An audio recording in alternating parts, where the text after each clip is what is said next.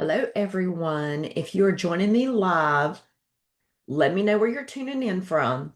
So, today we are talking about something I wish every woman over 40 knew about because so many women come to me saying, I don't understand what's happening. I'm eating healthy, I'm exercising, I'm doing everything I used to do, but the weight just won't budge.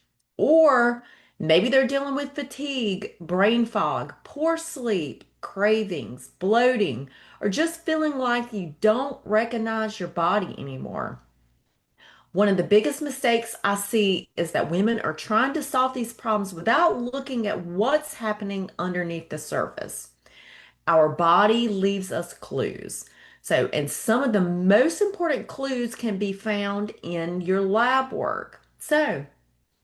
Today I'm going to walk through 5 lab markers that every woman over 40 should know and understand. Now, let's jump right in. The first marker is fasting insulin. This is probably my favorite marker because it's one of the most overlooked. Most women have had glucose checked, most women have had A1C checked, but very few have had fasting insulin checked. And now, insulin is the hormone that helps move sugar out of your bloodstream into your cells. The problem is that long before blood sugar becomes abnormal, insulin often starts rising. So you want to think of insulin kind of like the body's storage hormone. When insulin's elevated, your body becomes much better at storing energy and much worse at burning stored fat. So if you're someone saying, I'm eating healthy, but I can't lose weight, or I gain weight just looking at carbs, or I crash after meals, I want you to know what your fasting insulin looks like. Many women are told they're fine because their glucose is normal, but insulin may have been elevated for years before glucose finally starts to rise. So, ideally, for this, I like to see fasting insulin somewhere around the 2 to 8 range. Many labs consider much higher numbers normal, but normal and optimal are very much different conversations and probably for another lab. So, the second marker is the hemoglobin A1C. Our A1C gives us a picture of your average blood sugar over the past 2 to 3 months. You want to think of it like a report card for blood sugar. This marker can help us identify patterns that aren't obvious from a single glucose reading. Now, here's the important part. A normal A1C does not always mean blood sugar is healthy.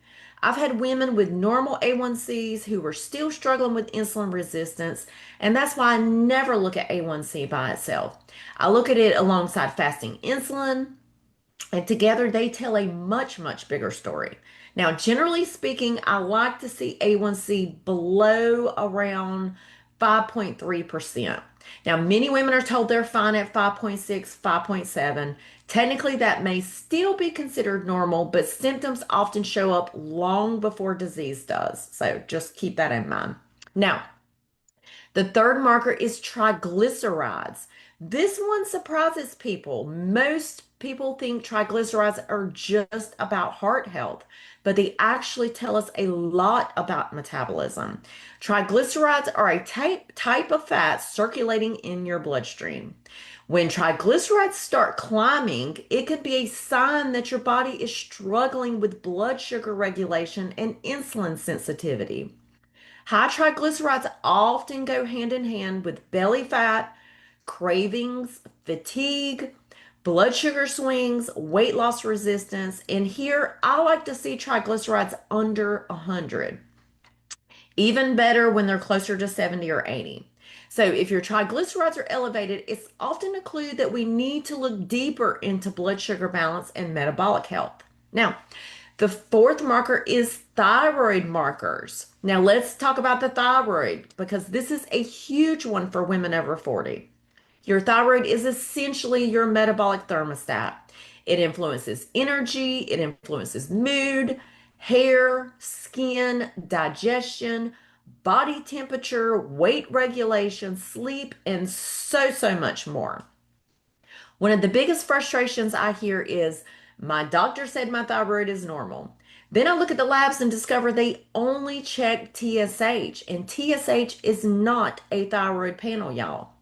It is one piece of a much, much larger puzzle. I prefer to look at TSH combined with free T4, free T3, reverse T3 when appropriate, and thyroid antibodies. Because sometimes the thyroid isn't producing enough hormone. Sometimes it's producing hormone but not converting it properly. And sometimes the immune system is attacking the thyroid. And sometimes stress, inflammation, nutrient deficiencies, or gut dysfunction are affecting thyroid function, which is very, very common. So the thyroid does not operate in isolation. Now, the last marker is inflammation markers. So this one is a big one. So this is where we often look at markers like CRP, which stands for C-reactive protein. Inflammation is one of those things that can quietly affect almost every system in the body.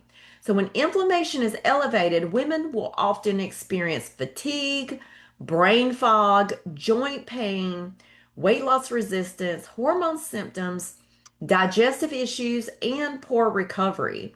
So, and the tricky part is that you may not even realize inflammation is driving the problem. Inflammation can come from many, many different sources, like poor gut health, food sensitivities, blood sugar imbalances, chronic stress, poor sleep, infections, environmental toxins, and much, much more. So, a CRP can give us a glimpse into whether inflammation may be playing a role. So, now here's the important part, no single marker tells the whole story. Health is never about one lab and a single marker.